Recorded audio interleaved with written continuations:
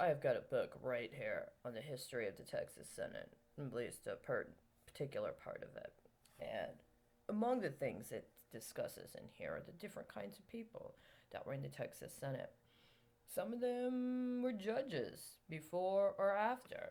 Some of them were mayors before or after. A great deal more than you would think didn't even go to school. And they became lawyers. And they became district's attorney. And they got elected to the Texas Senate. This is actually the history of the state of Texas. This is actually our history. You know that? A lot of them, a great majority of them, were not born in Texas. So this legacy, right, and this family standing, it only goes so far. It really does. That's why those early old timers said what they did. Now, if you thought you were going to export that and claim some things after these people did what they did in DC, you're not eligible to do that. You need to deal with matters in your own court.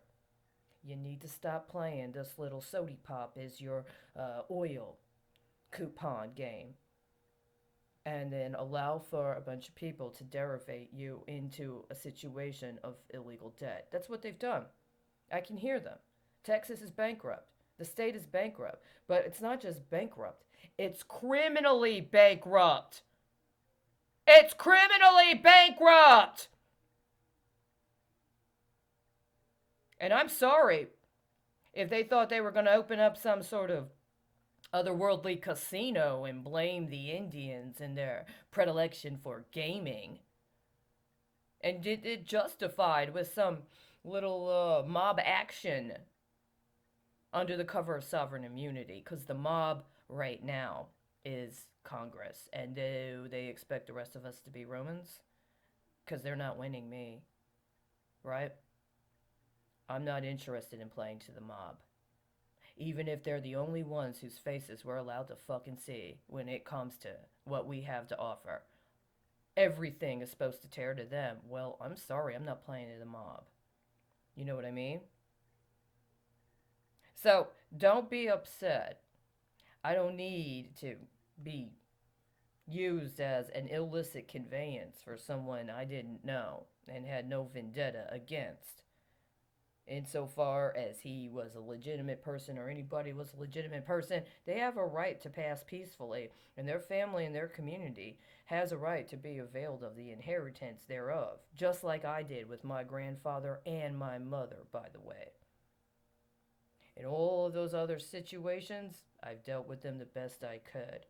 Now, if I have to go hunting and I have to go capture big game, I'm in the process. You understand? Please, I'm not taking what that was. That was one of the most insulting things I ever saw. I know what happened. I know what happened. But you do this thing. You have a situation occur, and then you allow for it to gestate. The period of time it needs to gestate may not take that long, or it may take a decade. And then you do the same thing on a larger scale. That's a kickback. You understand that? That's a kickback. Now, that's not acceptable.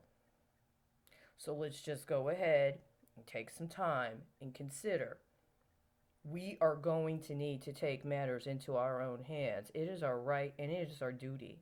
There's no fucking way those pedophiles and perverts in the legislature and whoever they let call themselves a lawyer is going to get away with creating some dog and pony show that we're supposed to dance to so that they can find a way to sweet talk their way out of having to pay for what they defaulted on. And that's the thing. They've been setting this up. That is part of what they did. They passed laws that should never have made it anywhere near a ballot. And then they want to say the entirety of the state is involved with having to pay on the deals that they brokered when there wasn't even a quorum call. You know what I'm saying? They didn't have quorum.